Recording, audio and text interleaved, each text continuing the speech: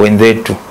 Na kama sasa hiyo issue ambayo ili happen ya jana ya Peter Salasya haikuwa mzuri, kwa sababu kuna ile anajaribu kutetea nafasi za vijana, lakini kuna wale ambao wanaona kuwa yuko anakosea ama anakosea wanasiasa wengine. Anakosea wanasiasa wengine. Sasa unapata harakati hiyo wanatuma goons ama wanatuma watu ambao wanakuja ambao ikwa wanazua rabsha. Wanazua rabsha. Unajua hapa nchini wengi wa Kongo wa siasa ni wazee sana. Wamekuepo hapa nchini kwa miaka na mikaka. Wengine tukizaliwa ama ukizaliwa wamekuepo. Unahisi kwamba vijana unaweza ngangana nao ama vijana nao kweli? Sasa unajua saa hii tumefika mahali tumesema sasa vijana sisi ndio tunafaa kupambana sasa. Enough is enough. Enough is enough, kwa sababu unajua wazee huwa tunawachagua wakienda kule mbele hawaangalii maslahi ya vijana, kwa sababu vijana wanataka ajira. Vijana wanataka pia wakuwe na sauti, wakuwe na usemi. Sasa ukipata wazee kule mbele wanatafuta wazee wenzao, wanaweka wanashika nafasi za kule juu.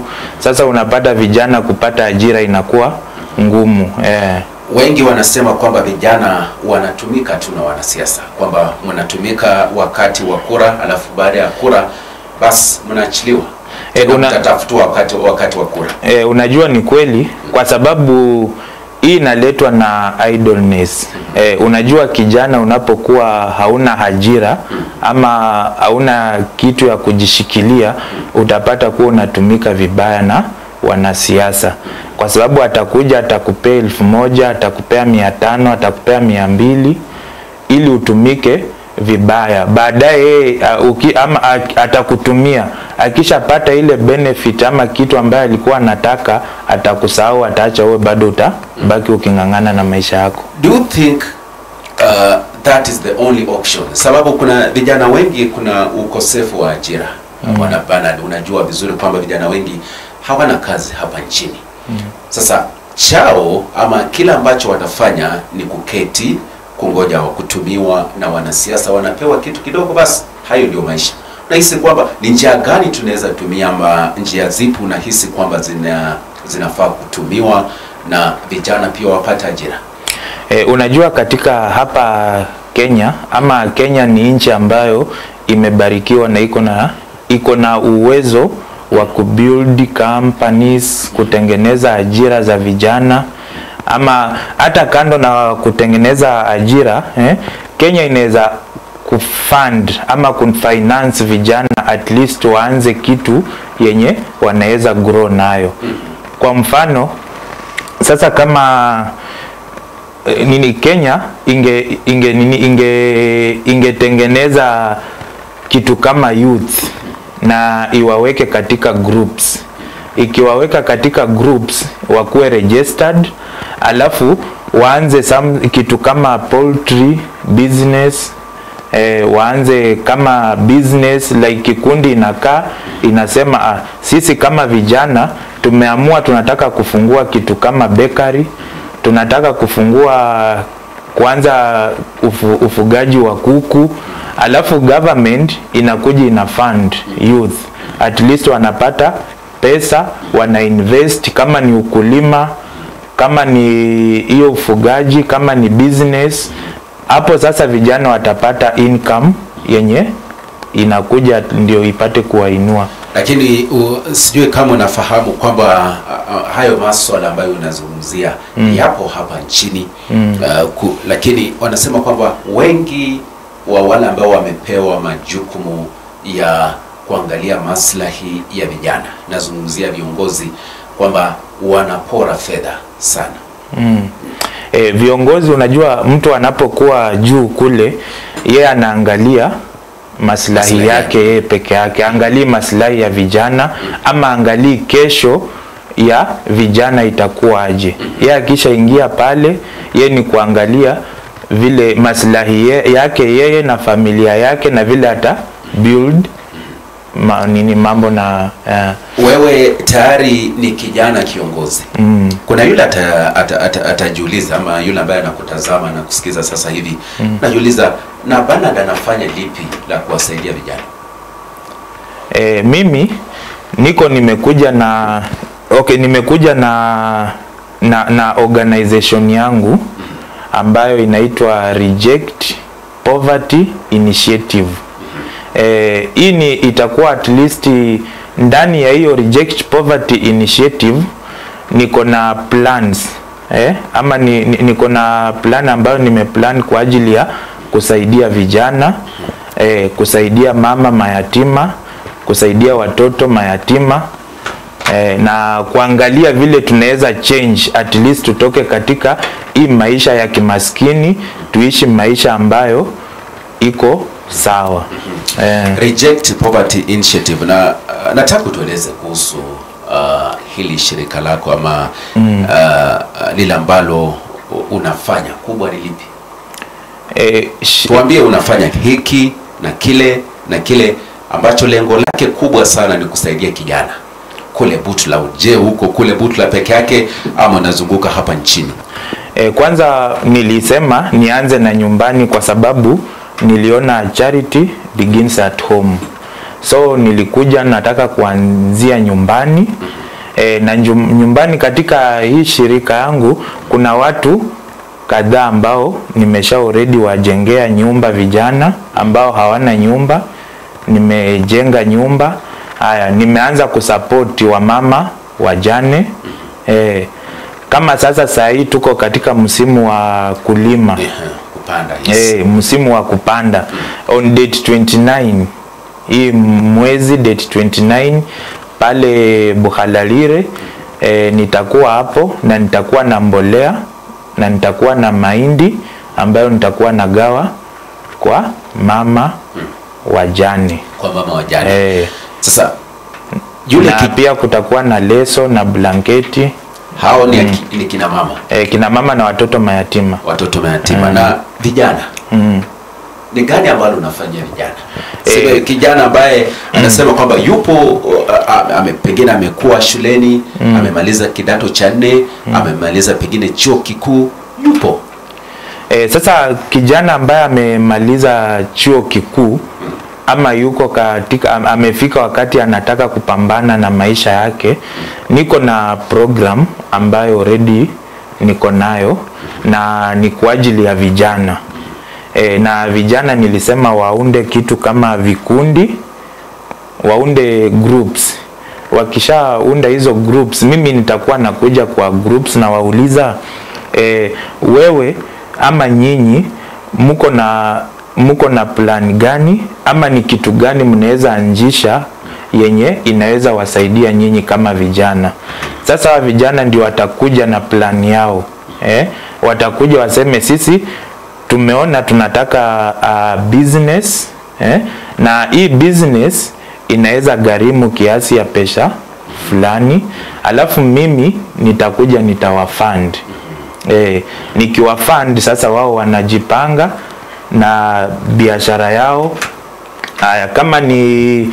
Kama tuseme ni kama wanataka kuanza kama biashara ya kuku kama poultry, na kuja tunaona gharama ya kujenga hii nyumba, mahali tutajenga nyumba tutajenga wapi, itagharimu kiasi gani, alafu pia hiyo kuku zitagharimu pesa ngapi ili na kule Butula ambako sema kwamba umeanza kufanya hii shughuli, ni msukumo gani ambao ulikuwa nao? Ulikuwa na msukumo gani kwamba nitafanya hili, nitatenda hili na lile? Kumbuka kwamba kunao viongozi kule. Nataka kusema kwamba viongozi hawafanyi kazi. Viongozi wako, lakini unajua mimi nimelelewa katika maisha magumu na naelewa maisha vile iko. So viongozi wako, lakini bado hajafika kufanya kazi kulingana na vile mimi nafikiria ama vile nataka ikue. Kwa sababu sasa wewe unafanya venye unataka. Mimi sio vile kazi inatakikana kufanyika, lakini unataka kufanya venye wewe unataka. Hawafanyi kazi viongozi. Hawafanyi kazi nayo viongozi sahi hawafanyi kazi kwa ustahili. Mheshimiwa Oyula ambaye ni mbunge wa Butula, rafiki yangu sana. Kuna wengi wanasema kwamba Mheshimiwa Oyula ni mchapakazi sana. Sijui kama unakubaliana na hilo. Oyula ni mchapakazi na kazi sana. Mahali penye mimi naweza msupport kuwa amechapa kazi sana ni kama basari, mambo ya education. Kwa education hapo amejaribu, lakini kwa hili la kufukuzana na umaskini bado. The best way of fighting poverty is educating people. The best way of fighting poverty is not only educating people. But pia unafaa kuangalia penye huyu mtoto umemueducate, si ndio? Umemueducate uko mbele anaenda kupata ajira. Haya, hapa chini foundation yake, hapa chini wazazi wake ama familia yake ina survive aje? Wakati ambapo tunazungumzia swala la umaskini, unasema kwamba limekithiri sana kule eneo bunge la Butula na pia kaunti nzima ya Busia. Ni njia gani nzuri ya kupigana ama njia mwafaka ya kupigana na umaskini kule kaunti ya Busia, haswa eneo bunge la Butula? Sio kupeleka watoto shuleni, sababu ukipeleka watoto shuleni hao watakuja kuinua jamii. The best way ya kufight poverty katika eneo Busia la Butula, kulingana na mimi na utafiti wangu mimi, unajua ukieducate is to give people money? To give people money? No. Sio to give people money. But unajua the best way, kuna education ni the best. Na mtoto anafaa kusoma na education ndio the best key in life. But sasa unafaa mtoto hapa ana-educate, anasoma, na hapa at least kuna umebuild kama company ziko, akitoka shule ama akimaliza kidato cha 4 ama akimaliza college ama akimaliza university, at least anakuja anapata ajira iko. So the best way ni kusupport education na pia kubuild companies hapa Butula zenye at least mtoto akishamaliza education, kwa sababu ukimaliza education sio tunamaliza education na unakaa. Unafaa ukimaliza education unapata ajira, ndio uweze at least ku survive na life, ama uanze kitu business ama hiyo ndio the best way. So the best way ni ku create job opportunities za vijana. Kule eneo bunge la Butula kumekuweko na Christine Mango, kukakuwepo na mwalimu Alfred, kukakuwepo na Onyura. Sasa hivi kunaye Oyula ambaye yupo anahudumu hatamu yake ya pili. Ni jambo gani unahisi kwamba Mheshimiwa Oyula hajatekeleza ipasavyo? Jambo lenye hajatekeleza ipasavyo ni kutengeneza ajira ya vijana katika eneo la Butula. Kwa sababu unajua kama we ni mbunge na unataka kusaidia vijana, at least kama Oyula angekuwa amebuild hata kama 2 companies katika eneo la Butula, yenye hata kampani moja inaweza ajiri hata vijana 100, another company iajiri another 100 youth. Wewe ni kijana katika eneo bunge la Butula na sema katika kaunti ya Busia. Unasema kwamba hawa waheshimiwa hawajafanya kazi, hawajapea vijana ajira ama kazi. Lakini wewe ni kijana ambaye unakuja, nasema kijana barubaru kabisa. Wewe sasa hivi tunavyozungumza, tuseme kwamba umepewa nafasi ya kuwa gavana ama mbunge wa eneo bunge la Butula. Wewe ni kiongozi. utafanya lipi la kwanza kabisa? La kwanza kabisa mi ni kutengeneza ajira. Mimi la kwanza kabisa nataka nitengeneze company kama 3 Butula. Company kama gani? Okay. Naweza weka, kuna company, unaweza weka company hata kama ya maziwa. Lakini unajua hilo sio jukumu lako wewe kama mbunge. Utasema kwamba utakuja tu na uweke kampuni. We have what we call demand and supply. Utasema uweke kampani ya maziwa, wale ambao pengine wana ng'ombe wanaleta pale maziwa, ama gani hili?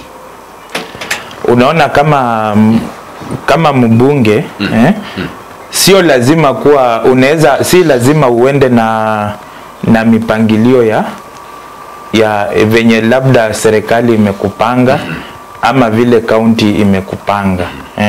Unajua kuna sometimes unaweza ona connections. Unaweza ona hapa ni eneo langu na vijana wanataka ajira, so unajaribu kutafuta connection, ama wewe mwenyewe unakuja unaanza kubuild a company yenye unajua at least kama kuna wananchi ama kuna watu ambao watakuwa wamefuga vitu, kama wamefuga ng'ombe, watakuwa naleta maziwa katika hiyo company. Alafu kidogo nimetoka out of topic. Lakini wakati mwingine kule county, mimi natokea kule eneo bunge la Butula, na viongozi ambao wamekwepo ni wakongwe, ni wazee. Kuna wale wanasema kwamba sisi vijana hawawezi tuongoza. Kule Butula nimekwepo, nimeona yakizungumzwa sana. Wewe una azma yoyote? Vijana, sababu kile ambacho unazungumza nasema kwamba unataka umekuja na shirika lako la Reject Poverty Initiative. Do you have, ama una lile pengine unaazimia kulifanya ama kuwa hapo mbeleni, ama unasaidia tu? Mimi my big aim ya kukuja eneo la Butula ni kusupport, kusaidia Butula, at least kuchange life ya watu wa Butula ambao wanaishi maisha ya chini, at least kuchange life yao ikue sawa. Na my aim kabisa ni kufukuzana na umaskini, kupigana na umaskini na kutengeneza ajira kwa vijana. Na pia wazee tuwezi wasahau, kwa sababu ni wale wametulea, wametuzaa na wametulea. Lazima pia kuna yule anauliza hapo, unafanya hilo kwa hiari ama una azma ya kuwa mbunge ama MCA ama governor, ama unafanya tu kwa hiari kusaidia? Okay, mimi ninafanya kwa ajili ya kuwa mbunge, nawania kiti cha ubunge 2020. Sasa hilo unafanya sababu unataka kuwa mbunge, sio kusaidia tu? Kukuja, nimekuja kwa ajili ya kusaidia. Nimekuja kwa ajili ya kusaidia kwa sababu nataka niinue Butula. Na kuinua Butula, at least pia unajua ukiwa mbunge pia itakuwa opportunity ya kutengeneza pia nafasi zingine na kuwania vijana pia. Can you rate the current MP, Mr. Oyula, out of 10? Out of 10 naweza mpea kama 4. Kama 4. Mambo gani haja yatekeleza? Barabara zimeundwa? Barabara kuna eneo hazijaundwa. Kama wapi? Ukienda kama eneo la kuna hii barabara ya kutoka Murumba ukiteremuka ukikuja mpaka Buhalalire. Hiyo barabara hata ukipita kuna mahali utapata haiko sawa. Hata sasa hivi venye tunaelekea msimu wa mvua, hiyo barabara huwa inasumbua sana. Ukienda huko maeneo za Saka, barabara ni mbaya. ukikuja huku Bumalabi ukiingia huko utapata barabara hazijaundwa vile inastahili. Jambo lingine pengine unahisi kwamba Mheshimiwa Oyula hajatekeleza, kando na umesema kwamba ajira, mambo gani hayo unahisi kwamba Mheshimiwa Oyula hajatekeleza ama hayajafanya kulingana na wewe? Kuna mambo kama hii ya, unajua kuna wale mama ambao ni wajane katika eneo la Butula na hawajiwezi, na kunao matoto ambao ni mayatima. Life yao haiku, kama unajua mi vile nimekuwa nyumbani hii wiki na nimekuwa nikitembea na kutembea, nimeona kweli Butula kuna wale watu ambao hawajiwezi kabisa, hata kula kwa wanakula kwa kubahatisha tu. Sasa kama mbunge wa eneo la Butula angechukua nafasi, at least akuwa anatembea ndio kuona yale pengine, kuona vile yale mambo watu wake wanapitia, wakazi wanapitia. Nimekuona kwenye video tofauti ukisaidia lakini unachukua video, kwa nini? Unajua kuchukua video ni kuonyesha watu at least ile kazi ambayo unafanya. Unajua saa hii generation, mbona uchukue, mbona usisaidie na waseme kwamba tulisaidiwa na Bernard? Lazima uchukue video. Unajua generation ya saa hii inaamini kwa kuona. Generation ya saa hii inaamini kwa kuona. So unapofanya kitu ukichukua video, si kwamba unajionyeshana, ama si kwamba uko na malengo mengine ambayo ni yako tofauti, hapana. Lakini video unachukua at least kuonyesha uko una support, ndio yule mwenyewe inakuwa rahisi, njia rahisi ya yule ambaye anahitaji support, anaweza kukureach ama anaweza kukupata, alafu upate nafasi uende umtembelee, uone kweli yuko na shida, anahitaji msaada na mambo kama hayo. Na mwingine hapa anasema chief amekuita chief, amekuita chief. Mbona ukichukua video kama yule pengine unasaidia, mbona unachukua ya familia yote? Mbona usichukua hata kama ni video uzungumze na mmoja peke yake? Sasa unaona kama video ya jana nimekuwa kwa familia na nikafika kwa ile familia ambapo niliona kuna nyanya ambaye yuko mgonjwa kama nini hapa, ako na amevimba, amevimba hapa kwa shingo, na walisema kuwa ni goita ambaye anaugua ugonjwa wa goita. Sasa yule nyanya ni mgonjwa, na yuko na yule ambaye yuko na yeye hapo nyumbani ni mama mjane, ana bwana aliaga na alimwacha na watoto 7. Sasa hii familia kwa ujumla ilikuwa inahitaji msaada, kwa sababu mimi nilifika pale, nikamuona mgonjwa, nikaona yuko katika hali sio nzuri, anahitaji matibabu. Nikaona kweli hawana chakula kabisa, hawana chakula na kabisa. Ukaamua kuwasaidia. Wewe tayari umejitokeza waziwazi, unasema kwamba unasaidia jamii ambazo zisizojiweza katika ama kutoka kule eneo bunge la Butula. Kuna yule anauliza, ambaye anakutazama, wengi wanakutazama, wanauliza what is your source of funding? Source of fund, mimi niko na businesses ambayo nafanya, na nikipata income at least mimi ni mtu ambaye naweza toa, hata kama ni kibaki bure, lakini nisaidie at least mtu apate kitu ile jishikilia nayo. Una umri wa miaka mingapi?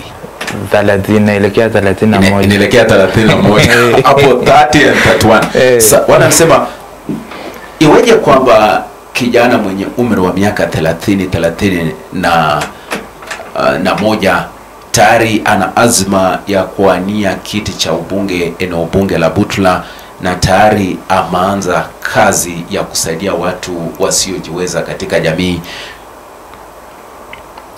Mbona usiweke wazi biashara ambazo unafanya ili watu tujue? Mimi nafanya businesses. Niko na biashara tofauti, na niko na rentals pia nimejenga, niko na apartment nimejenga ambazo zinanipa income kwa kila mwezi. Kwa sababu unajua huwa nasema kijana ukitoka nyumbani huwa unaenda kutafuta ili urudi ubadilishe nyumbani. Sasa mimi nilitoka nikaenda kule Nairobi na nikapambana na nikapata, at least nilienda nikapata. So kwa hiyo harakati ya kupata nishatengeneza investment yangu ambayo najua niko sawa. Sasa ni vizuri tena kurudi nyumbani to society. Sasa ni change home. Nia yangu ni kuchange nyumbani. Umesaidia vijana wangapi? Sasa nimesaidia vijana zaidi ya 200. Kutoka wapi? Wengine wako kutoka eneo la Butula, wachache Busia, tuseme Busia wako wale nimesaidia, Butula kunao wale nimesaidia. Vijana 200 bana, umewapa kazi gani? Kuna wale ambao nimewasaidia kwa kuinvest katika biashara, wako na biashara zao. Na kuna wale ambao nimesaidia, nimeweka katika kazi, nimewatafutia opportunities za kazi. Na mostly mimi huwa napenda at least kijana kama anaweza anza kitu ambayo yeye atajitegemea. Sasa wewe mwenyewe umesema kwamba umewapa vijana kazi zaidi, umesema zaidi ya vijana 200. Umekataa kuweka wazi ni kazi zipi ambazo unasema kwamba vijana 5, 10, 15 nimewapa kazi fulani na fulani. Je, unaweza weka wazi tujue pia? Haya, kuna vijana ambao nimefund. Kuna vijana akikuja kwangu ananiambia, Bernard, mimi labda niko hivi nahitaji support ya kujipanga katika maisha. Mimi naweza kuja na mwambia, wewe umekuja kwangu uko na idea gani? Ama uko na plan gani? Ananiambia mimi nataka kuanzisha biashara ya electronics. Alafu mimi can support them financially. Yeah, financially. Jambo lingine nataka utueleze wazi hapa, sababu kuna wale ambao wanakutazama kutoka kaunti ya Busia, eneo bunge la Butula, wanasema kwamba kuna ukosefu wa masuala tofauti kule eneo bunge la Butula, kando tuna umaskini. Wewe mfano una azma ya kuwa pengine mbunge mwaka wa 2027. Na yule anataka assurance. Ni mambo gani ambayo sasa hivi unatazamia kuyafanya kabla ya mwaka wa 2027 kule eneo bunge la Butula, wewe kama kijana?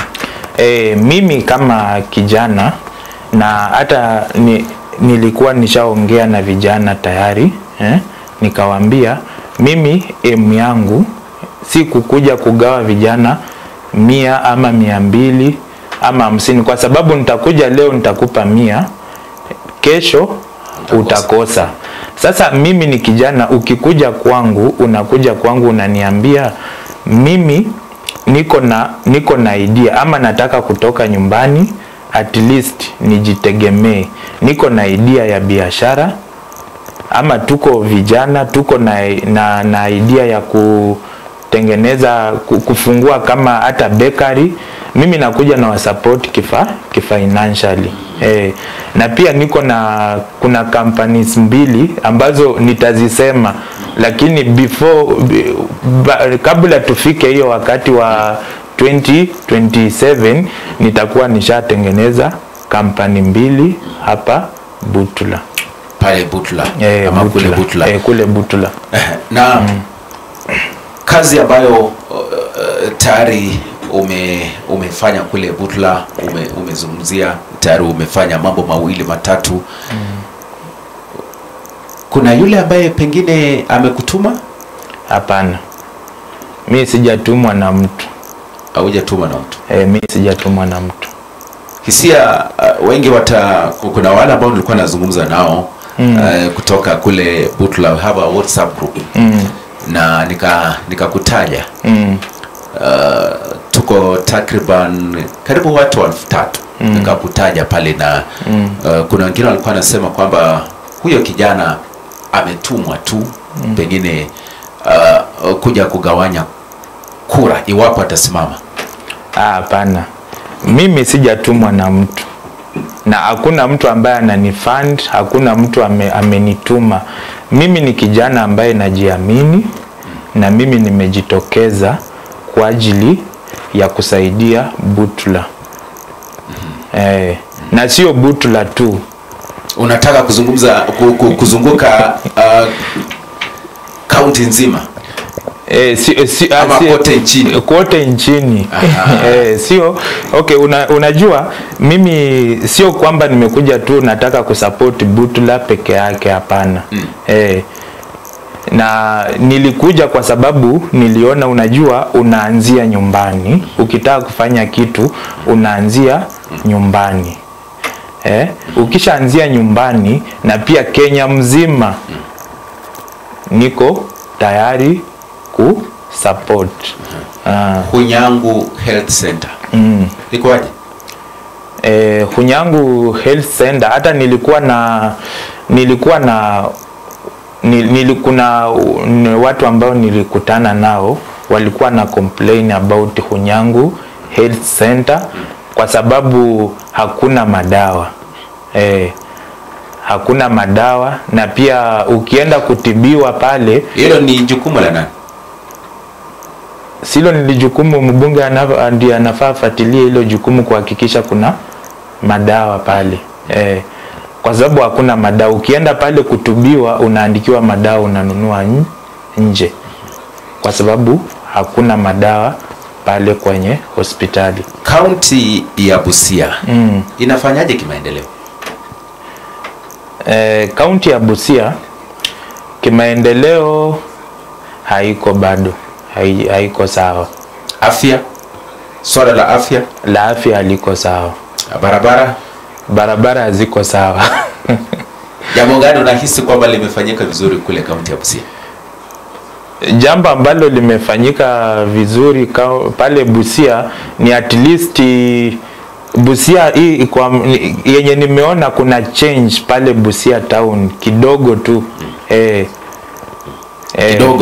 Kidogo tu, lakini sasa wewe utamlaumu mbunge ama utamlaumu gavana? Unajua kuna mahali pa kumlaumu. Wapo umesema kwamba kaunti ya Busia hakuna jambo lolote ambalo linafanyika zuri, hakuna maendeleo kule kaunti ya Busia.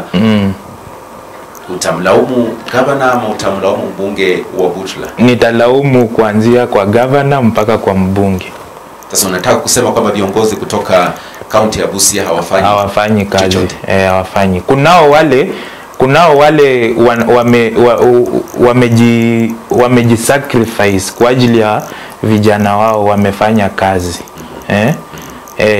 Kama ukienda kama kuna yule kuna yule tuseme kwa MCA, kwa MCAs kuna area zenye nimeona at least za MCA wamejaribu na wamefanya kazi, na kunao wale hawajafanya kazi. Hata kwa wabunge kunao wale wamefanya kazi, kunao wale hawajatekeleza kazi, na hawa wote wako katika kaunti moja. Sasa unaona hata ukikuja katika eneo la Butula utembee uone kuna vitu ambazo haziko sawa ukilinganisha na sub county nyingine. Utaona kuna utofauti. Kwa mfano ukiangalia Butula na uende kama kule Nambale utaona kuna utofauti. Kwa Mulanya. Kuna utofauti. Mheshimiwa Oyula ametajwa kuwa mmoja wa bunge wa chapakazi katika kaunti ya Busia. Ni ukweli? Anafanya kazi ile amefanya, na mimi nitasema kwa kazi ile amejaribu kufanya. Amefanya kazi kwa shule na mambo na basari, hiyo ako sawa kabisa. Hapo nayo yuko sawa, lakini mbona wewe usimtafute alafu useme kwamba mheshimiwa umefanya kazi kwa masuala ya elimu, lakini hapa na hapa tunataka utie bidii. Unajua umeweza kumfikia?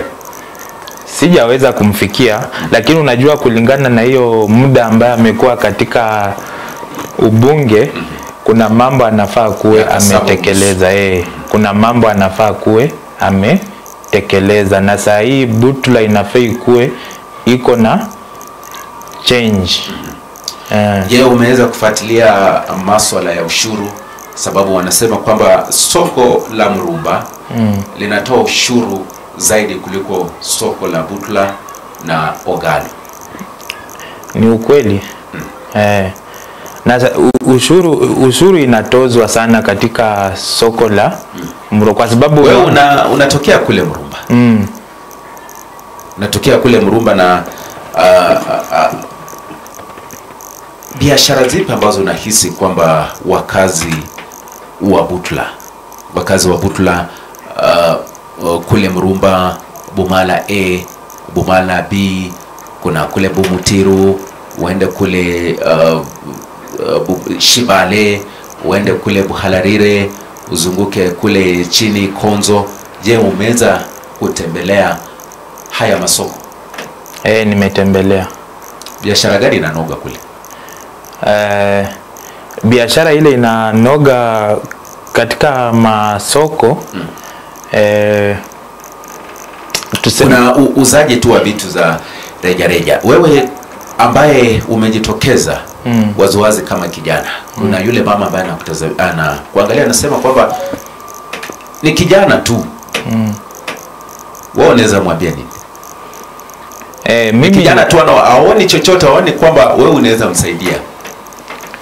Mimi ni kijana ambaye nimejitoza na nimejitokeza kwa ajili ya kusaidia, na mimi najiamini kuwa nitaweza kusaidia. Unahisi kwamba wakazi wanakuamini, wakazi wa kule Butula ambao pengine umeweza kukutana nao? Kunao wale wananiamini. Sio kila mtu anaweza kukuamini, lakini kunao wale wanaamini, wananiamini na wako na imani kwangu kuwa nita change eneo la Butula. Umesema umekuja waziwazi kusaidia tu. Kusaidia tu. Na kwa yule ambaye anakutazama, wewe kama Bernard, na umejitokeza waziwazi kusaidia wakazi wa eneo bunge la Butula, kuna masoko ambayo hayapo sawa. Kuna mama wanauza kwa barabara, kuna mama wanafanya pengine, vijana pia wanafanya kazi ambazo pengine sio sahihi kabisa. Je, ni jambo gani unahisi kwamba linafaa lifanywe na kwa namna gani ndio pia tuwe na masoko na vijana pia wapate mahali pia pa kuketi na kusema kwamba tupo mahali? Unaona sasa, kama kwa ajili ya masoko kunafaa tukue na mpangilio, na at least ikuwe na mahali penye wamama wanaweza kaa wakiuza bidhaa zao. Kwa sababu sasa nikiongelelea kama soko la Murumba, kuna nyumba pale ambayo ilitengenezwa kwa ajili ya wamama kuweka hapo bidhaa zao ili waweze kuziuza, lakini haijaitumika mpaka sasa. Haijawahi tumika. Wewe mwenyewe ni kipi ambacho tunaweza sema unakuja nacho tofauti sana na watu wengine? Sababu unajua wanasiasa na wanasiasa. Mimi nimeketi na wanasiasa wengi leo, watazungumza aonekane malaika kabisa. Lakini wakati ambapo anaondoka na apate nafasi kule anageuka. Mimi kile nimekuja kile nimekuja nacho ni the biggest ile yenye niko nayo kabisa ni kufukuzana na umaskini na kusaidia katika kila mwanasiasa anazungumza kwamba anaenda kupigana na umaskini. It's a cliche. It's something that has been used over and over again. Na unapigana na umaskini. Kila mtu anajitahidi kumaliza umaskini. Bwana Bernard, hata wanasiasa wale ambao unasema kwamba hawapigani na umaskini wana azma pia kupigana na umaskini. Mbona tukuamini? Mimi kuniamini, unajua ni kuniamini kwangu mimi sijakuja kusema tu na nimekuja kutenda. Na kabla ifike utatenda na utatenga pia. Kabla ni kutenda. Kabla ifike 2027 yes. Kuna mambo nitakuwa already nimeshatekeleza. Itakuwa inaonekana kuwa nimefanya. Si eti nasema tu mimi sijakuja kusema wanipe kura ndio nifanye. Mimi nimekuja kufanya. Kuna Solomon anakutazama kutoka Skoma. Anasema Bernard ana majivuno sana. Ukweli? Hapana, mimi sina majivuno. Mimi sina majivuno. Mimi nimekuja kutenda kazi.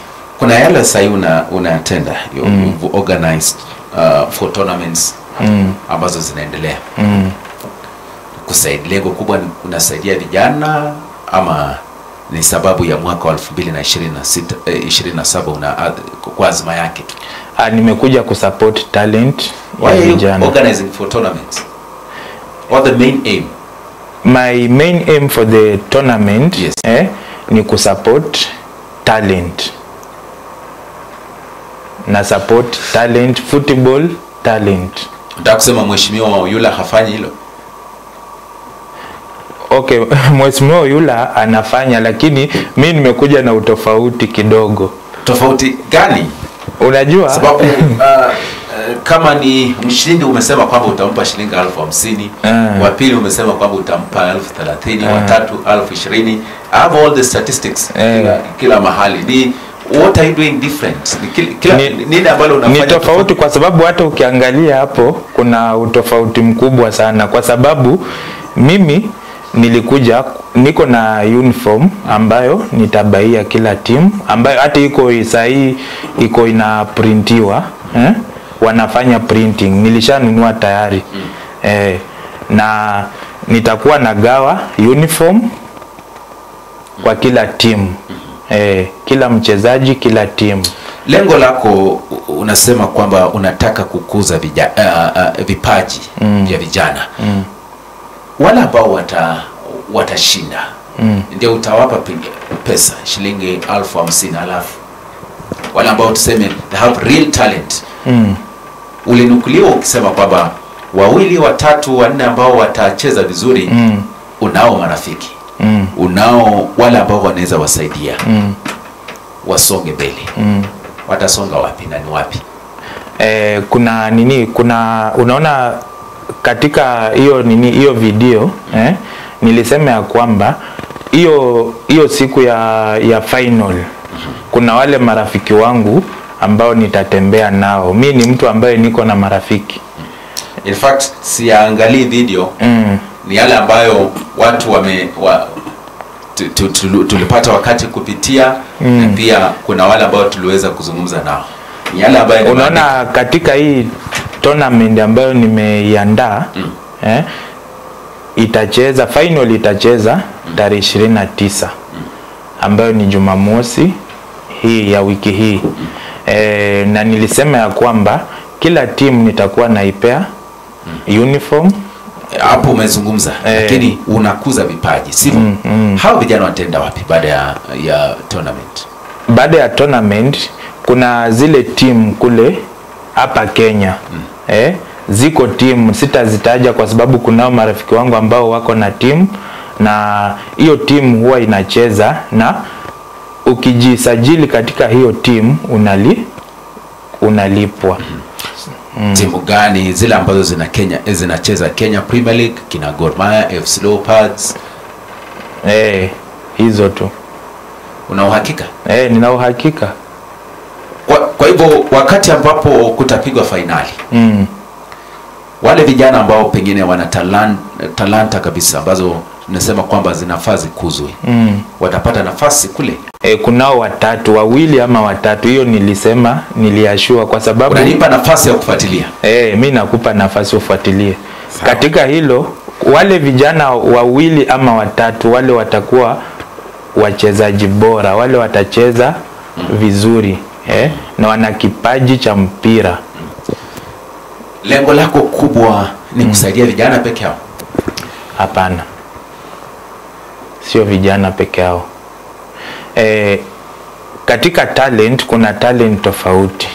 Kuna ya football, kuna music ambayo bado pia na support kwa sababu kuna vijana kadhaa wenye nimeshapeleka studio na nikawalipia muziki, kurekodi muziki wao. Sio kufuza tu masuala na sport peke yake, hata mama wajane among other people. Na kuna jambo ambalo pengine nataka tuzungumzie.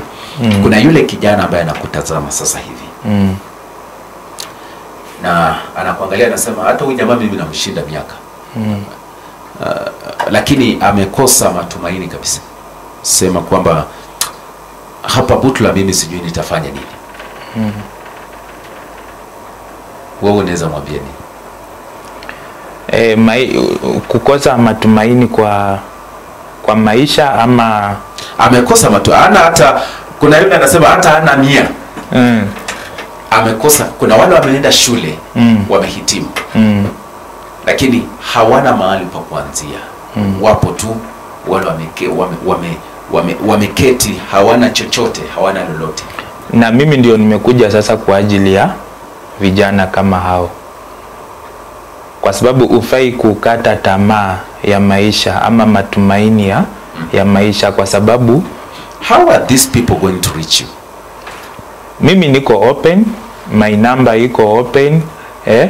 Pale niko sana na kuanga TikTok. Hata ukienda pale TikTok utaona namba yangu iko hapo.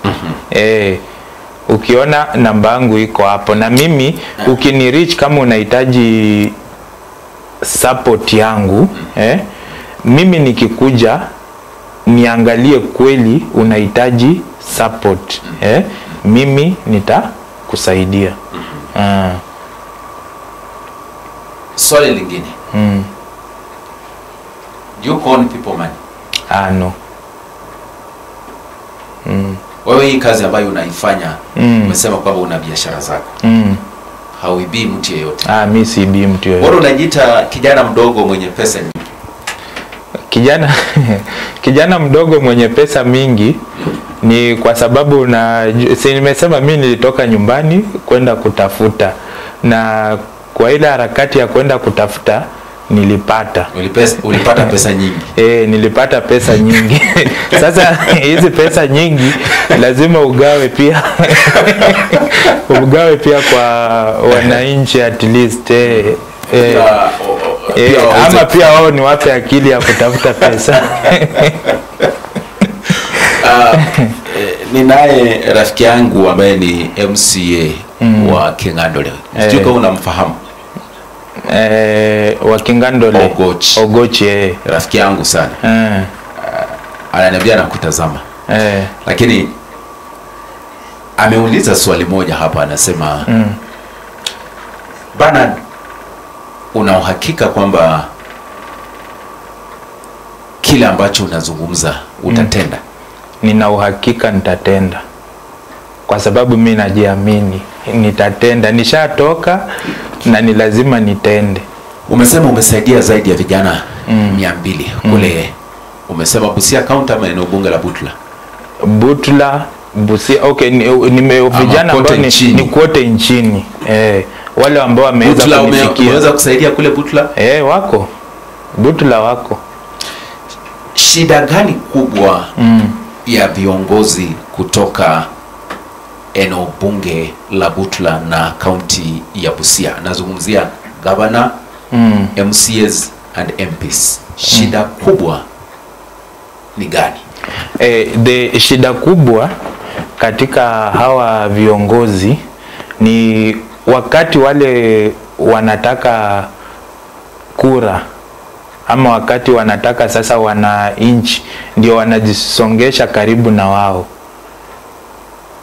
lakini ile wakati washapewa wamefika wameshapewa nafasi wanawasahau.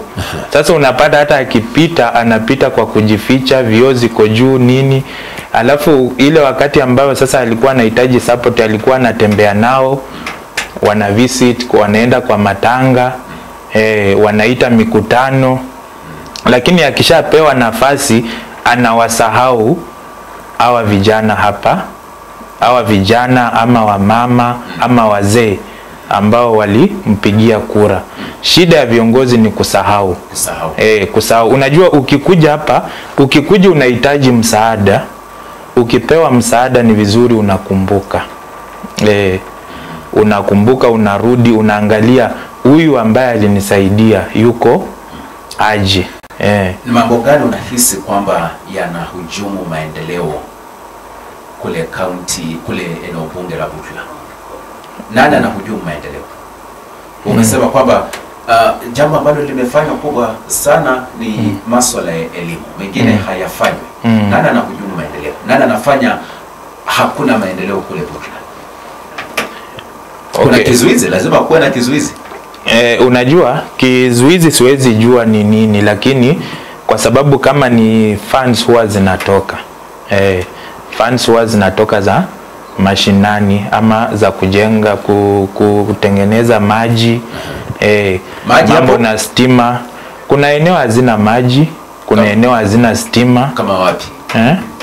Ukikuja kama pale Nela, kuna Nela pale, kuna mahali wako na shida ya maji. Ukikuja Busiada kuna mahali wako na shida ya maji. Ukienda eneo la kule Saka kuna mahali ambapo wako na shida ya maji. Ukikuja kuna sehemu nilitembea, kama ukikuja kama huku kule Bumala B, kuna mahali eneo ambazo ziko na shida ya maji. Sasa viongozi ndio wakulaumiwa na lazima. Na pia stima, kuna mahali pia stima haijafika. Stima pia shida kubwa kule Butula. Stima pia ni shida kubwa. Kuna wale wamefanikiwa kupata stima na kuna wale stima haijafikia. Na kuna jambo ambalo nimekuja kugundua pia kule eneo bunge la Butula. Kuna last mile connection. Kuna wanasema kwamba wengi wa wale ambao wanafanya kazi ya to connect electricity wanaitisha hongo. Sijui kama unaita taarifa. Hiyo bado sijapata. Lakini lipo wanasema kwamba ndio tukuletee stima, last mile connectivity lazima utupe kitu. Ndio naona pengine kuna shida ya stima kule eneo bunge la Butula. Sasa kama kuna shida kama hiyo, sasa si mbunge inamaanisha basi hafuatilii. Kwa sababu wewe unataka kusema kwamba ufisadi hapa nchini ni jambo geni kwako? Si jambo geni, lakini unaona ukipanga protocols zako na uweke unajua kuna, and that's why unaona mimi huwa napenda kujifanyia vitu, kwa sababu mimi naamini kitu yenye mimi nimeifuatilia mpaka nione imefanyika. Unajua kama ili swala la stima ukisha toa, kwa sababu kuna wale pia wanataka wanajitafutia pia, so anakuja ndio stima ikufikie, unafaa utoe, hata unaweza pata connection mpaka kule juu. Kwa sababu kuna ile kiwango ambayo labda unaweza pata hata mbunge amemwambia hii stima imetoka, lakini kuna wale ndio iwafikie watoe kiasi cha pesa, so unapata kidogo anapeleka kule juu, kidogo anabaki nayo. Sasa hiyo ni jukumu ya leader. Ukiona jambo iko na corruption, shida inakuanga kwa leader, hafatili viongozi. Kama we ni kiongozi na kweli unataka kusaidia jamii, unafaa kujitolea na ufatilie, umake sure huyu ambaye nimemletea hii stima ameipata, huyu ambaye nimemletea hii msaada imemfikia. Kuna masoko ambayo hayafanyi vyema sana. Nazungumzia soko la Bumtiru, nazungumzia soko la Buhalarire. Shida kubwa ni gani? Masoko ambayo yamekuepo miaka na mikaka. Shida kubwa ni mipangilio za viongozi. Kwa sababu ukienda kama Buhalarire, kuna mahali ilitengwa ya soko, mahali ambapo soko inafaa kuwa, lakini pale soko ilitengwa, hata ukienda pale ukiangalia ile mazingira ambayo iko sio sawa katika kibiashara. Kwa sababu kama ni vyumba hazijakamilika, kama ni shed haijakamilika, sasa unapata kuna ugumu wa uzoefu wa kugrow hiyo soko. Na kuna ukitembea hasa eneo bunge la Butula, kuna umaskini mwingi sana. Wana Bernard, na hata ukitembea kwa boma za watu, nyumba mbovu kabisa, aibu kubwa sana. Na wanasema Busia ni kati ya kaunti ambazo kumekithiri sana umaskini. Sababu kubwa ni gani? Na kuna njia ambayo tunaweza maliza? Sababu kubwa ni, mimi nitawalaumu viongozi bado. Na kuna njia ambayo tunaweza unawalaumu viongozi. Iwapo siku moja upate nafasi kuwa huyo kiongozi ambaye unalaumu, utafanya nini?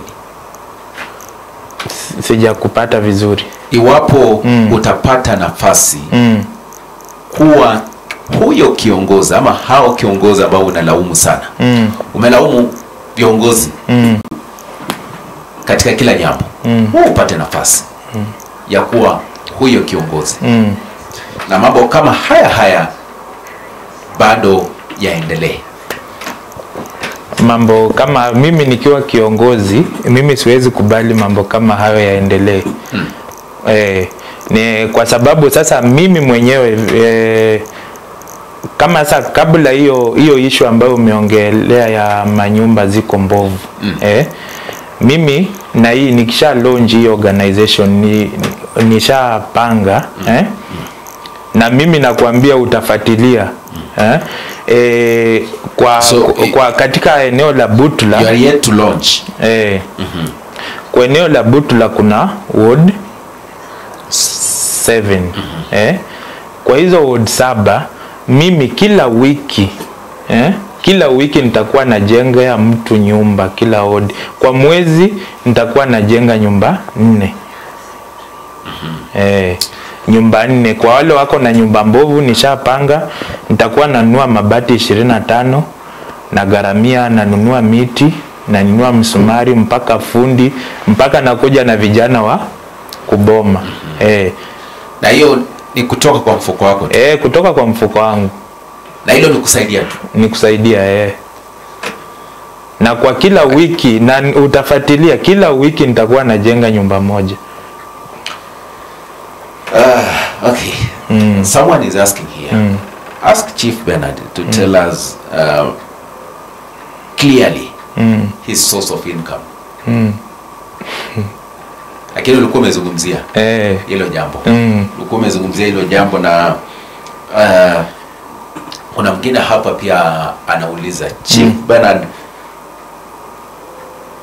je, anafahamu how many villages are there in the Butula constituency? How many villages are there in the Butula constituency? Villages ziko mingi. Ziko mingi. Haujapata nafasi ya kuzihesabu? Sijapata nafasi ya kuzihesabu, lakini najua ziko mingi. Ziko. Ukiniuliza wanasema nyuma ya tent, nitakwambia ni ngapi. Na je, una mpango wote wa kuzunguka? Nasema una mpango wote wa kuzunguka katika kila kijiji? Nitazunguka kila kijiji, nitafika. So far umetembelea si hata kila kijiji, kila boma. Kila boma? Kila boma Butula nitafika, kila boma, sio kijiji tu. Umeweza kutembelea vijiji vingapi kufikia sasa? Saizi nimeesha tembelea kama vijiji 6. 6. Umepata nafasi ya kuzungumza na vijana na pengine kuwapa himizo, na umeweza kuambia nini? Nimezungumza na vijana, nimezungumza na wamama, na nimewaambia kuhusiana na hii organization yangu ambayo inakuja, ambayo imebeba mazuri, kusaidia vijana, kusaidia vijana, kusaidia wamama, kusaidia wazee, kusaidia walemavu. Haya, tunangoja tu, wanasema tunangoja nini? Tunangoja vitendo. Tayari umesema kwamba umeanza vitendo. Vitendo nimeanza tayari. Nani rafiki yako mkubwa sana ambaye unahisi kwamba anafanya kazi nzuri sana kule Busia? Maina. Maina amekuwa hapa nasema wiki 2 ambazo zimepita, wiki moja, kwa sababu Maina at least nini tunafikiria same. Unafikiria? Kwa sababu ukiangalia ile vitu ambayo anafanya na ile mambo ambayo mimi nafikiria at least inaambatana. Is it misplaced priorities or what? Sababu wakati mwingi, wakati unazungumza na wakazi wa eneo fulani, watakwambia kwamba mheshimiwa anafanya jambo fulani, anafanya hili na hili, lakini sisi hatukutaka hili, tulitaka haya na haya. Viongozi wetu, nahisi kwamba viongozi wengi wana ile tunaita misplaced priorities. They are prioritizing other things instead of doing the most important things. Kuna wale wanakuwa misplaced. Ama wanapata wrong advice. Wewe unapata right advisors. You have the right mimi sitaki advisor, mimi ni mimi nakuja kulingana na mimi. Mimi advice ile nataka ni vijana wakuja waniambie sisi tunataka kuhitimu hivi na hivi na hivi. Mimi sitaki advice ya mtu. Kwa sasa hivi wewe una azma yako kubwa ni kusaidia kule eneo bunge la Butula, ambapo umesema kwamba viongozi wa kule hawafanyi kazi. Kile yule ambaye anakutazama na pengine anatoka kaunti ya Bungoma, wewe huna uwezo wa kumsaidia? Namsaidia. Yule ananitazama anatoka Bungoma, na anahitaji mimi kumsaidia. Mimi namsaidia. Utamsaidia? Nitamsaidia. Una njia nyingi sana ya kumsaidia. Nitamsaidia. Ama kwa sababu una azma ya kura, azma ya kuwania kiti cha ubunge kule na ubunge la Butula 2027, pengine utahamisha kura yake? Hapana, sihamishi kura. Hiyo ndio kumsaidia. Lakini bwana Chief, tukimalizia tu, nataka unieleze kule na ubunge la Butula, kuna shida mahospitalini. Barabara pia ni mbovu. Kuna shida ya maji. Naweza sema kwamba naweza mpa 80% Mheshimiwa Oyula kwa masuala ya elimu. Lakini kuna mambo mengi sana yanafanyika, wakazi wa Butula wanazidi kuumia. Ni kweli. Himizo lako kwa viongozi ni lipi? Mimi naweza taka kuhimiza viongozi mkipata chance kule mbele, at least mjaribu kuangalia maslahi ya wananchi. Sio mkifika kule sasa mnajitenga, mnajiangalia nyinyi tu. At least hao wananchi pia wanastahili kuishi, pia wanastahili wakue, kwa sababu yeye ndiye alingangana kwa line, kupanga line kukupa wewe kura ili akuandike kazi. So wakati umefanikiwa kule mbele na umepata ajira, mkumbuke huyo ambaye alikuandika ambaye alingangana kwa jua, kwa mvua, kupanga line, njaa, ili akupigie kura, akuweke katika kazi. Ile ndio himizo lako kubwa sana. Na wewe ambaye una azma ya kusaidia wakazi wa Butula, wewe ni kijana bado. Lakini mimi nafahamu pia kule Butula kwamba watu wengi hawapendi kupigia mtu kura yule pengine hana mke. Una mke? Iwapo una azma, wewe una mke? Mimi swala la hapo huwa sisemi.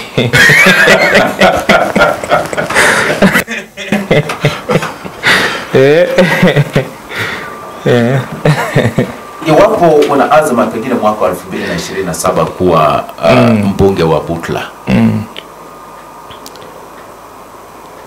mbona nataka ueleze yule ambaye anakutazama na pia nakusikiza na anataka kujua wewe umeweza kufanya kazi gani. Sema kwamba nimeongoza mahali hapa, nikaenda nikaongoza hapa, sasa nina uwezo pia wa kuongoza eneo bunge la Butula. Kuna mahali popote ambao pengine umeongoza? Mimi sijaongoza mahali kwa sababu mimi ni mfanyabiashara. Mimi ni mfanyabiashara.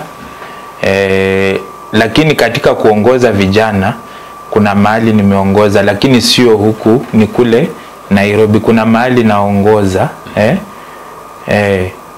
Naongoza wapi kule? Kuna mahali naongoza. Okay. Haya.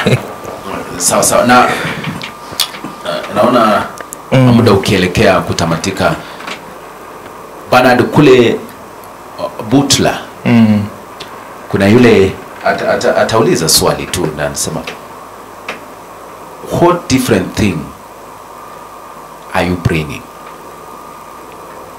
Nini ambacho tunaweza sema kwamba wewe unakileta tofauti sana na mtu yeyote?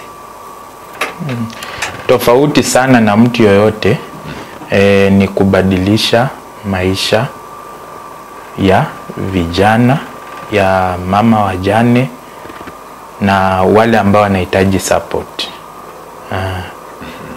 Na pia tofauti sana, mimi kama hapa Butula nita make sure hakuna nyumba zote za nyasi nitakuwa naangusha, na bora nikikuja unikubalie mimi kujenga, nitakuwa nafanya hilo. Kuna nyumba za nyasi nyingi sana kule. Itafika mwaka 2027 kabla hujamaliza bwana. Hata kama sijamaliza, lakini nitakuwa nimefika kiwango, hata kama ni nusu. Na utatenda? Nitatenda. Letu ni kutazama tu na tutafuatilia. Kutazama na kufuatilia. Nimesema kila wiki nitakuwa najenga nyumba moja kwa kila wiki. Kila wiki? Tayari umeanza? Nimeanza. Wapi? Kuna kule Buhalalire, kuna wale ambao tayari sahi wanakata miti tayari, mabati ziko tayari. Na kufikia hiyo nini, kufikia date 29 already nitakuwa nimejengea watu kama 3. Alafu kila mwezi nyumba moja, kila wiki kila mwezi nyumba 4, kila wiki nyumba moja. Hiyo nitakuwa nafanya. Na pia sio eti nikikuja nikikujengea nyumba na nakuacha tu, hapana. Nitakuwa najenga nyumba na kufanyia shopping. Vijana wanasema unamumina kitu. Unawamina kitu. Na tukimalizia tu Bwana Bernard, na nataka utueleze sijui kuna wale ambao wamekuwa kwa uongozi miaka nyingi hapa kaunti ya Bungoma. Tunaye Moses Masika Wetangula, kule Vihiga tunaye Musalia Mudavadi, wamekwepo miaka mingi sana. Moses Masika Wetangula amekwepo zaidi ya miaka 34 na mitatu. Musalia Mudavadi amekwepo zaidi ya miaka 36. Eneo la Magharibi, siasa, nahisi kwamba ndoa ya Mheshimiwa William Ruto na Raila Amolo Odinga inatuacha wapi eneo la Magharibi? Unahisi kwamba pengine eneo la Magharibi hamna yeyote ambaye pengine ana what you call that influence, ana huo uwezo wa pengine kuketi chini na kujadili masuala ya kitaifa? Sababu iwapo Raila Amolo Odinga ameketi na Mheshimiwa William Ruto tayari kwenye meza moja, lazima kuwe na casualties, lazima kuwe na wale ambao wataumia. Unahisi kwamba eneo la Magharibi litaumia sana? Ukweli litaumia. Mbona liumia? Kwa sababu unaona hapa eneo la Magharibi hatujapata mtetezi ambaye yuko firm. What could be the reason? Sababu ni viongozi ambao wamekwepo miaka mingi sana. Na jambo la kushangaza ni kwamba hapa eneo la Magharibi kura zinagawanywa sana. Unajua kile kitu ambayo inafanya kura zinagawana ni kutokuwa na msimamo. Na umoja pia. Unajua huku Magharibi ama Western hatuna umoja. Hatuna umoja. Lakini tungekuwa tunaketi na umoja na tunasema sisi wote sasa tunafaa tukue kitu kimoja. Mimi nampenda sana Natembeya. Natembeya ni mtu ambaye anasimama na msimamo na anakuja atakwambia direct. Hatutaki si kiongozi ambaye yule anaweza kuwa bribe, ama mtu anakuja nyuma anamuita, anamchuna kidogo, anatingishika, anaamua kumfuata. Shida ya viongozi hapa ama huku Western ni kutokuwa na msimamo. Kusema mimi nataka hii na ni hiyo. Wewe kama kijana ukitazama hao viongozi wamekuwepo miaka mingi, nina uhakika kwamba pia wewe siku moja unasema mahali ambapo umeketi utasema kwamba nataka kuwa kama kiongozi fulani. Nahisi kwamba ni wakati pia wa kuchukua hii nafasi na kuleta vijana kutoka eneo la Magharibi, na sio vijana peke yao tu. Sababu nimekwepo na vijana hapa tukizungumza, wanasema kwamba lengo lao kubwa sana, sababu mmoja wao tayari amenitumia rafa akisema kwamba niunganishe, nataka ni kiongozi katika chama moja hapa chama kimoja hapa Bungoma. Nasema kwamba Bernard anazungumza vizuri sana. Lakini wakati ambapo nilikuwa nasoma arafa yake na akanikumbusha kwamba vijana wengi wanafata nyuma tu viongozi. Kila ambacho wanasema they call praise and worship team. Kila ambacho kiongozi anazungumza hawa ni kupiga makofi. unahisi kwamba ni wakati pia vijana kuja pamoja na useme kwamba regardless of our political affiliations, sisi tunataka kuja pamoja na tuunganishe eneo la magharibi? Je, unahisi ni wakati na una hiyo azma? Unaona, katika vijana mi nitawaambia hivi, kitu huwa inatupoteza sana ni ile tamaa. Unapata kiongozi wanapenda kukuja kututumia, na kututumia ni ile anakuja na 100, kwa sababu anakuona wewe akikupa 100 at least ni kama amekusaidia. Makubwa sana. Sasa vijana tunafaa tutoe hiyo roho ya kuwa na tamaa ya kufata kiongozi anipe 100, anipe 200, anipe 300. Inafaa tukue na msimamo ya kusema enough is enough. Sisi kama vijana pia tuna nafasi ya kuwa kiongozi. Na hao wazee wametuongoza kwa muda mrefu sana, na ukiangalia katika zile nafasi zile, hata ukiangalia katika serikali zile nafasi ambazo ziko juu kule ambazo zinapewa sasa, na kama zile za serikali sasa hautapata kijana kule ndani. Kwa sababu wale wako pale ni wale wazee, na wazee unajua yeye ashajitafutia, kuna kiwanga amefika, ashajitafutia, hawezi kukumbuka wewe kijana. Unasema kweli, na wakati ambapo kuna maamuzi makubwa katika vyama na kwenye serikali, vijana hawahusishwi kabisa. Hawahusishwi. Na sisi vijana ndio tuko wengi hapa. Na unajua kweli ni kwamba vijana wengi wamesoma na pia wana hiyo tajriba, wana uwezo, wana hiyo akili, lakini wasipohusishwa, huo kama umepata nafasi kama hii, wewe ni kiongozi kule Butula, je, una huo uwezo ama una hiyo azma ya kuleta vijana kule eneo la Butula na pia kaunti ya Busia na eneo la magharibi pamoja kwa one main thing, kwamba unity? Mimi una hiyo azma? Mimi nina na hiyo mafikirio ama bado unasema kwamba mimi bado napima hewa kwanza? Nina azma ya kuleta vijana kwa pamoja na tukue one unit. Na kwa mimi hata nikifanikiwa nikiwa kiongozi, kwa nafasi zile nitakuwa nazo kwa kazi, nitaweka vijana. Kwa sababu vijana sisi at least tuko fresh, mind iko fresh, na tunafikiria vile tunaweza jilea pia tufike kule juu. Naam, asante. Nataka tukimaliza sasa, tunamalizia, tunazo dakika 3-4 hivi. Una jambo lolote pengine unahisi kwamba unataka kuzungumza na vijana, kuzungumza na wazee, kuzungumza na mkazi wa eneo bunge la Butula? Nini ambalo unataka ungependa kuambia? Mimi watu wa Butula, mimi ni kijana ambaye nimejitokeza, na mimi ni kijana ambaye ninajiamini, na nimekuja, mimi sijatumwa na mtu, na hakuna mtu ambaye ananifund.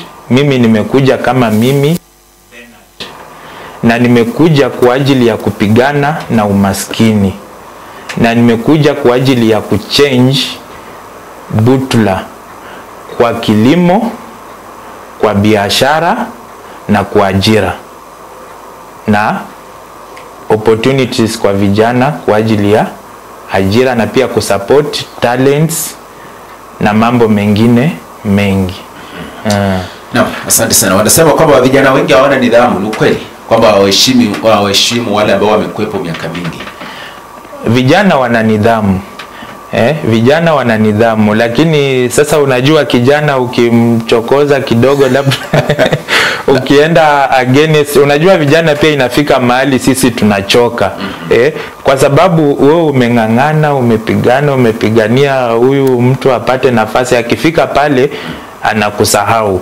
Wewe hauna ajira, ukiamka asubuhi hauna kazi, ukiamka asubuhi labda una mke, mtoto school fees ndio hiyo, na yule ambaye ulichagua hata ukimfikia hataki kukusikiza. Kwa hivyo utashikwa na hasira kidogo. Utashikwa na hasira kidogo. Waseme kwamba hauna nidhamu. Hauna nidhamu, lakini vijana wako na nidhamu.